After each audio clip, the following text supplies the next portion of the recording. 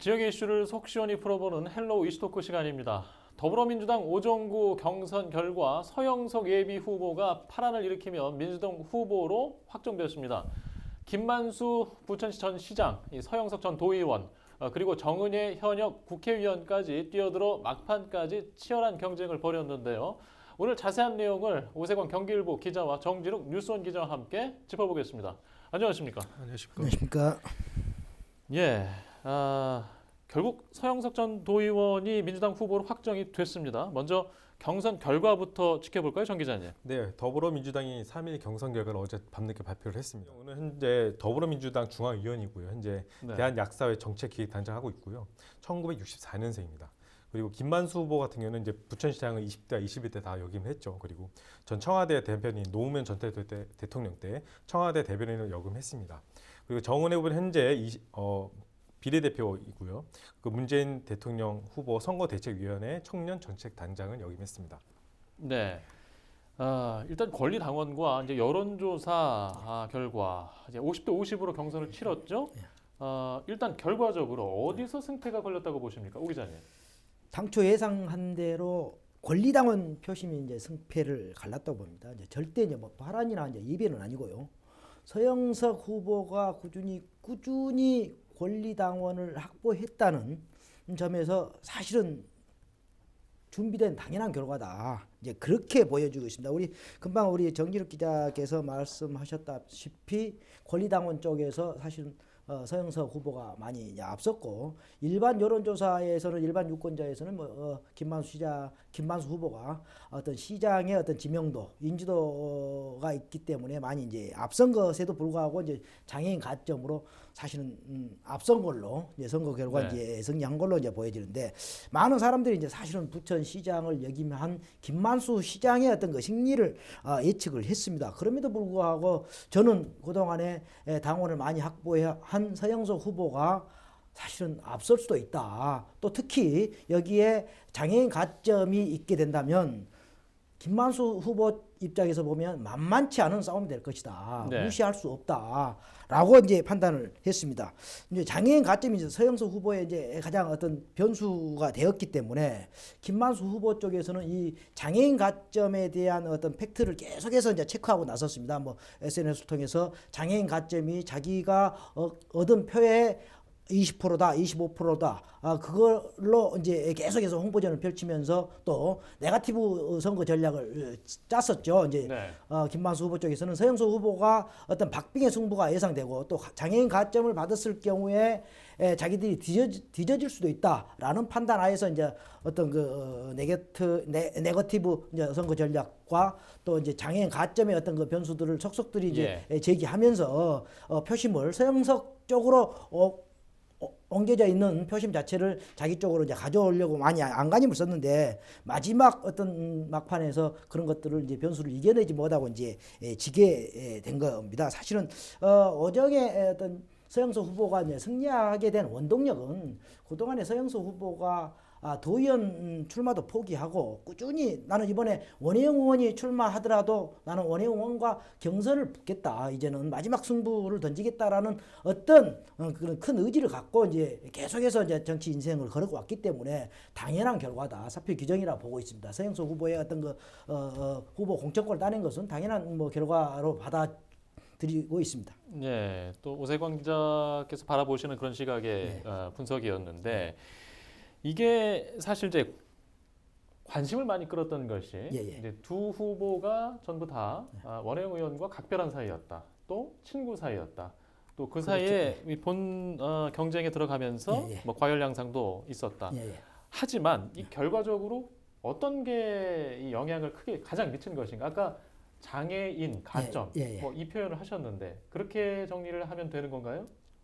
이제 그런 부분도 장애인 가점이 가장 변수였고요. 사실은 이제 전에 앞서 지적했다시피 김만수 시장이 부천시장 재선, 또 청와대 대변인, 뭐 어떤 화려한 경력이 있지 않습니까? 이제 인지도라든가 이제 지명도 부분에 있어서는 서영석 후보가 따라올 수도 없는 상황이었거든요. 그래서 이제 김만수 후보의 이제 어떤 그 압승을 이제 점쳤는데, 그 압승을 쳤던 것들이 이제 화를 불르지 않았느냐. 그 김만수 후보의 어떤 캠프가 무조건 우리는 이긴다. 그래서 이제 자만심을 갖고 있었던 거고 서영석 후보 캠프보다는 더 어떤 열심히 선거 운동을 하지 않았다. 이제 그렇게 이제 보여지고 있고요. 사실 이제 경기일보에서 여론조사를 이제 선거 전에 이제 경선 전에 했습니다. 거기서 이제 박빙의 이제 결과가 나왔어요. 이제 여론조사 결과가 나왔는데 서영석 후보 쪽에서는 그 결과를 보고 이제 사실은 이제 자신감을 갖게 됐던 거고 김만수 후보 쪽에서는 박빙이 나오니까 이제 긴장을 하게 된 거죠. 이제 긴장을 하면서 사실 뭐 네거티브 또 뭐 다른 어떤 정과 논란 뭐 여러 가지 이제 문제들을 제기하면서 사실 그 어떤 불리한 점들을 많이 하기 위해서 이제 노력을 해왔지만은 결국은 뭐 당원들의 어떤 표심 문제였지 이제 못한 걸로 보여지는데 사실 과열 양상으로 치러졌던 것들은 이제 그런 문제도 있고 오정이 지금까지 한 번도 이제 전통 진보적인 야당 이제 민주당에서는 경선이 한 번도 치러지지 않았습니다. 계속해서 이제 원혜영 의원이 이제 계속 단독 어떤 출마를 했었고 그 전에 원혜영 의원이 떨어졌을 때는 새정치국민회의에 최선영 이제 의원이 자꾸 하셨죠. 이제 그분이 이제 단독 공천 받았고 원혜영 의원은 이제 꼬마 민주당으로 출마했다가 이제 낙선했어요. 그러다 보니까 민주당 쪽에서는 전혀 한 차례도 경선이 없었습니다. 그리고 이제 계속해서 이제 원혜영 의원이 이제 이 지역을 이제 도맡아서 이제 국회의원을 해 왔기 때문에 다른 어떤 후보들이 나설 수도 없었죠. 워낙 이제 사실은 중량감 있는 이제 인물이었기 때문에 그렇지만 이제 원혜영 의원이 이제 불출마로 인해서 이제 서영석 전 도의원이 이제 또 후보로 나섰고 김만수 전 시장마저 원미을에 처음에 이제 출마를 하려고 했다가 나중에 이제 방향을 선회해서 이제 오정구로 갔고 또 비례대표 의원인 정은혜 의원마저도 이제 오정을 선택하면서 3자 이제 경선이 치러졌는데 3자 경선을 치러지는 과정에서 이렇게 이제 혼탁, 이제 과일 양상이 이제 빚어지게 된 겁니다. 사실 어떻든 간에 모든 것들이 이제 본선에서 이제 원팀이 구성돼야 되는데 그렇지 않을 것이 사실 이번 선거에 많은 이제 우려가 일고 있습니다. 예. 자, 김만수 전 시장이 지지를 받지 못한 원인, 정 기자께서는 어떻게 보고 계신가요? 일단 경선 결과를 보고 김만수 후보 측에서는 좀 충격을 먹은 것 같아요. 충격을 받았는데 일단 예상했던 결과는 아니라고 일단 본인들도 얘기를 하더라고요. 네. 그리고 첫 번째 떨어진 원인에 대해서는 권리당원을 조금 준비 제대로 하지 못했다. 그 얘기를 하고 있고요. 그 이유에 대해서는 원혜영 의원이 이제 불출마 선언을 자기들이 좀 기다리고 있었는데 그것이 결국에는 좀 늦게, 그러니까 서 후보보다 좀 늦게 후보로 그러니까 늦게 시작했다는 그 패착이 하나 있고, 또 하나는 그러니까 아까 저희 오 기자님께서 얘기하신 것처럼 대중성은 있지만 약간 준비가 조금 살짝 부족했다라는 그 점을 인정했고요. 그리고 마지막으로 장애인 가산점이 가장 크지 않았냐. 다른 것들이 일반 것들 투표가 높았어도 결국에는 이 장애인 가산점은 뒤집지 못하는 경우, 그러니까 완전히 차이가 나지 않는 이상은 이 장애인 가산점을 뒤집기에는 약간 역부족이었다는 얘기도 있고요. 또 하나의 패배의 원인을 보면은 정은혜 후보가 나오면서 이제 자신의 표가 조금 갈라졌다라는 그런 분석도 내놓았습니다. 예. 지금 이 두 후보 말고 또 한 명의 민주당 예비 후보가 있지 않았습니까? 자, 현직 비례의원인 정은혜 의원. 이 당내 전략 공천을 받을 수 있었다. 자, 이런 이야기가 지금 남아 있는데 어떻게 보셨습니까? 일단 정은혜 의원 쪽에다 전화를 했어요. 일단은 여성 부분에 대한 비율을 높이겠다는 또 이해찬 전 의원이 있지 않습니까? 공언이 있지 않습니까? 여성 의원은 뭐 30% 공천이 될 수 있도록 최선을 다하겠다. 지난해 6월 24일 국회에서 진행된 2020 총선 승리를 위한 여성 당당 선포식에서 이해찬 대표 그렇게 축사로 전한 말이었었습니다.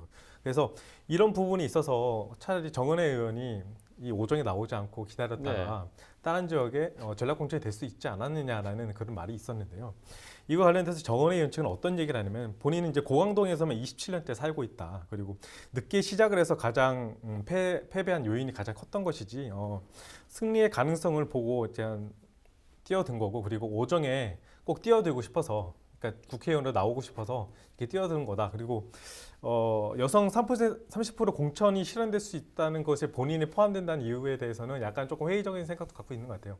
왜냐하면 지금 결과를 보면 지난 2일까지 공천을 마무리한 지역구, 그러니까 민주당이죠. 159곳 중에 여성 후보는 총 19명, 또 12%에 불과했습니다. 그래서 민주당은 당원 단계의 공직선거 후보 추천 시 여성을 30% 이상 포함한다고 했지만 결국에는 이 패를 열어보면은 그렇게 비율이 높지 않았다. 이렇게 볼 수 있습니다.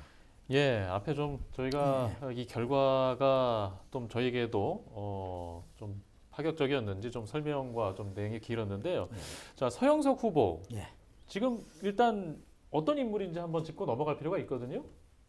예, 오 기자님. 사실 이제 운동권 출신이죠. 이제 성대 약대를 나왔는데 아마 이제 민주화 운동으로 이제 투옥까지 됐고 또 이제 약사로서 이제 활동을 하다가 이제 원혜영 의원 시절에 오정 지역에서 이제 시의원을 이제 했었죠. 이제 김만수 시장과 같이 했습니다. 김만수 시장과 같이 하면서 이제 그 당시에 이제 시의원 시절에 이제 트리오가 있었는데 김만수, 서영석, 한병환 전 이제 청와대 이제 행정관이 이제 트리오로 이제 같은 동년배 이제 친구로서 상당히 열심히 이제 활동을 했었습니다. 그리고 모든 어떤 정치적인 활동에 있어서 서로 이제 뭉치면서 그렇게 친구 사이로 이제 지냈고 부천에서는 상당히 뭐 이제 알려지지 않은 인물이지만 네. 오정 지역에서는 뚜벅뚜벅 이게 자기의 어떤 그 정치적인 어떤 뭔가를 위해서 노력을 해온 어떤 집념파입니다. 그래서 뭐 장애인 이제 애초 이제 어릴 때부터 이제 소아마비를 앓은 이제 장애인으로 이제 하지만 그 장애를 이제 극복하고 사실은 선거운동 과정에서 보면 정말 누구 낯 가리지 않고 열심히 뛰었어요. 뭐 누구든지 그 뭐 비난이 있다 할지라도 어떤 행사장에 나가서 자기를 홍보하는 그런 어떤 그 진실성이 있었기 때문에 당원들이 많이 이제 거기에 동의를 하지 않았느냐.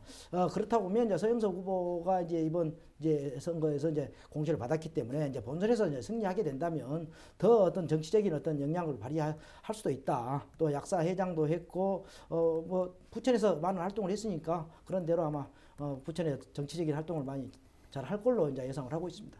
예, 알겠습니다. 자, 이번엔 정 기자님. 네. 일단 총선 후유증이 있지 않겠습니까? 그만큼 치열했기 때문인데요. 자, 극복하고 본선을 준비하는 분위기로 가야 할 텐데요. 일단은 서영석 후보한테 물어봤어요. 그 당선이 되셨는데 어쨌든 약점이 많이 노출되지 않았느냐. 안병도 후보가 많이 공격을 할 건데 어떻게 생각하냐 이렇게 물어보니까 서영석 후보 측이 얘기하는 거는 약점이라고 생각하지 않는다. 그때 당시에 뭐 세계 관련된 여러 가지 문제가 있었지만 이 모든 것 또한 자기가 지역민을 대표해서 나왔을 때 했었던 일이고 그리고 이제 1심에서는 무죄가 나왔지만 2심에서 어쨌든 여러 명의 주민의 연루가 돼 있어서 제대로 대응하지 못했는 건 아쉽지만 다시 재심 청구를 하더라도 다시 한번 법적인 판단을 다시 받아보고 싶다 그렇게 얘기를 했고요. 그래서 결국에는 본인이 선택된 이유는 지역에서 오랫동안 활동했고 그런 지역 민심이 본인한테 작용을 했을 거라 이렇게 얘기를 했고요. 그리고 반면에 이제 김만수 후보 측이나 이제 정은혜 후보 측에 전화를 해보니까 그쪽에서 얘기하는 건 이제 무소속이나 탈퇴는 없다 이렇게 얘기를 하시고요. 그리고 도와줄 거냐, 그러니까 어쨌든 네거티브 양상에 있어서 어쨌든 불협화음이 좀 있었던 부분에 대해서는 아직까지는 입장이 떨어진 충격도 있고 그리고 아직까지 입장 정리는 아직 다 안 된 상황이라서 그 부분에서는 좀 더 다시 한번 고려해 보겠다는 입장을 내봤습니다. 네. 자, 이번에는 그 상대당도 한번 이야기해 볼게요. 아까 말씀하신 김에 이 미래통합당 안병도 예비 후보. 일단 서영석 후보와 또 상대하게 됐는데 어떤 인물인가요? 일본 게이오 대학 교수와 이제 연세대 이제 교수를 역임을 했습니다. 이제 김문수 도지사 시절에 경기개발연구원의 이제 연구위원으로 이제 활동을 하고 이제 김문수 사단으로서 이제 19대 총선에 이제 오정재에게 이제 출마를 하고 이제 그 이후에 계속해서 두 차례 이제 원혜영 의원에 이제 패배를 했는데요. 김문수 사단이 부천에는 사실 3명 있습니다. 차명진 전 의원과 이매규 전 의원, 이제 안병도 이제 트리오가 있는데 그분 중에 이제 지금 두 분은 아직 공천이 확정되지 않았고 이제 안병도 후보만 이제 확정이 된 상태인데 지역에서는 이제 교수 출신답게 뭐 너무 좀 정직하다. 사실 성격 자체가 성품이 좋다라는 소리들을 많이 듣고 있습니다. 그리고 이제 뭐 크리스찬으로서 상당히 어떤 정치적인 어떤 감각보다는 어떤 교수 출신이라는 어떤 이미지들이 너무 많이 풍겨서 주변에서 그렇게 권한답니다. 좀 강직한 어떤 정치인으로서의 어떤 그 이미지를 좀 풍겨달라고 함에도 불구하고 그런 어떤 모습들은 이제 보이지 않는 어떤 것들이 이제 단점이면서 이제 강점이라고 이제 보는데. 이제 사실은 이제 원혜영 의원이 불출마로 인해서 이제 이 지역에 아직까지는 이제 우파 정당이 한 번도 당선되지 적이 없습니다. 이제 안병도 의원이 이제 이를 극복하고 이제 새롭게 오정 지역에 이제 우파 정당의 어떤 국회의원이 될지 여부는 상당히 이제 주목된다고 보여지고 있습니다. 하지만 이 오정 지역이라는 데가 워낙 이제 진보 성향이 강하기 때문에 좀 선거 과정에 어떤 어려움이 많이 있을 걸로 예상을 하고 있습니다. 예, 과거 어떤 득표율 추이를 뒤집어 볼 때, 되돌아 볼 때, 뭐 좀 간접적으로 예측할 수도 있겠죠? 어땠습니까? 금방 뭐 말씀드렸다시피 오정은 그동안 이제 안병도 후보가 19대 때 32%, 20대 이제 31%를 얻었어요. 이제 원혜영 의원은 뭐 45% 이제 50%대를 이제 얻었는데 다른 지역에 이제 그때 당시에 이제 새누리당 후보들은 34%에서 36%를 얻었음에도 불구하고 안병도 후보만 31% 정도의 어떤 그 득표를 보였는데 가장 그 지역이 그러다 보니까 이제 진보적인 성향이 강하고 우파 정당이 사실은 득표하기가 어려운 지역이다. 그 지역. 그래서 이제 이번 싸움도 아무리 원혜영 의원이 출마하지 않지만 오정 지역이라는 어떤 그 지역적인 어떤 특성 때문에 우파 정당의 어떤 후보인 안병도 후보가 쉽지 않은 싸움을 할 것이라고 그렇게 전망을 하고 있습니다. 방금 말씀하신 거는 직전 총선거의 득표율을 그렇죠. 이렇게 말씀하신 얘기죠. 일단 그 미래통합당과 민주당 얘기를 했는데 지금 이제 정의당도 있고 또 이 군소정당 이야기도 같이 해야 할 텐데요. 지금 정 기자님, 이 밖에 이제 후보들 함께 좀 짚어볼까요? 일단은 정의당에서는 구자 후보가 나왔습니다. 1974년생이고요. 현재 문화다양성위원회 추진위원장이면서도 부천 들녘지킴이 공동대표로 되어 있습니다. 오늘 정의당 후보인 구자 후보랑 통화를 했는데요. 현재 어떻게 활동을 하고 계시냐 선거 때 물어보니까 선거운동은 지금 대면하는 선거 때문에 코로나 사태 때문에 못하고 있고 전화하고 온라인을 통해서 지금 선거 활동을 하고 있다 그 얘기를 하시고 있더라고요. 그리고 분위기가 좀 선거 분위기가 많이 가라앉았으니까 이 부분에 대해서는 이제 온라인과 이제 전화로 통해서 선거 활동을 하고 계신다는데요. 본인이 가장 강점이 뭐냐고 물어봤었습니다. 그러니까 본인의 가장 강점은 정치 개혁적인 부분 그리고 문화 다양성에 관련된 인권을 존중하는 진보적인 정책들을 난 쏟아낼 수 있다. 그렇게 얘기하고 오정에 또 가장 이슈인 것이 대장동이지 않습니까? 이 대장동에 대해서는 다른 후보들은 찬성하는데 본인은 부천의 삶의 질을 떨어뜨리는 것이다. 부천 대장동 개발이. 그래서 이 부분에서는 부천 대장동 개발이 열섬 가속화도 있고 환경 문제도 있고 정부가 3기 신도시를 추진하는 것이 주택값을 잡는 것인데 아파트값은 들썩이고 있다면서요. 또 주택값을 못 올리고 주택값도 못 잡고 있는데 이런 목적도 못 이루고 환경 개발에 대한 차별성이 있기 때문에 이런 부분에 대해서는 다른 후보와 좀 차별화된 정책을 내놓을 것이다 이렇게 얘기를 했고요. 그 외로는 국가혁명배당금에서 정인숙 후보, 김문진 후보, 서남순 후보가 그 이름에 올렸습니다. 일단 사실상 후보 윤곽이 드러난 오정구의 경우 이제 선거 예비 후보로서의 이제 운동 활동도 본격화될 것으로 보이는데요. 일단 저 같은 경우는 그 사후보한테 여쭤봤어요. 어쨌든 미래통합당의 안병도 후보가 당선이 됐는데 맞붙게 됐는데 안병도 후보의 강점이 뭐라고 보십니까? 이렇게 물어봤거든요. 그러니까 서영석 후보가 얘기하는 거는 정당에서 2번 정도 총선을 치른 경험이 있지 않느냐 그런 경험은 무시할 수 없다. 하지만 지역은 본인이 더 많이 뛰었고 그리고 더 밀착하게 그리고 또 소통 능력은 본인이 안병도보다 더 높을 것이다. 오 기자님께서도 짧게 말씀해 주시죠. 사실 뭐 이제 김만수 후보에 대한 시민연대회 낙천운동 또 이제 네거티브 또 이제 장애인 가점 등의 어떤 변수들로 인해서 이제 서영석 후보가 됐는데 선거 과정의 어떤 과열 양상으로 인해서 오정 선거구 민주당이 이제 원팀이 과연 구성돼서 이제 본선에 치러질 것이냐, 그게 이제 많은 이제 어떤 우려를 하고 있는데 원팀이 구성돼서 선거전에서 전력 하지 않겠느냐 그렇게 이제 예상을 한번 해보고 있습니다. 자, 두 분 기자님 오늘 말씀 잘 들었고요. 계속해서 나오는 선거 소식도 헬로 이슈토크 시간을 통해서 전해드리도록 하겠습니다. 자, 오늘 순서는 여기까지입니다. 안녕히 계십시오.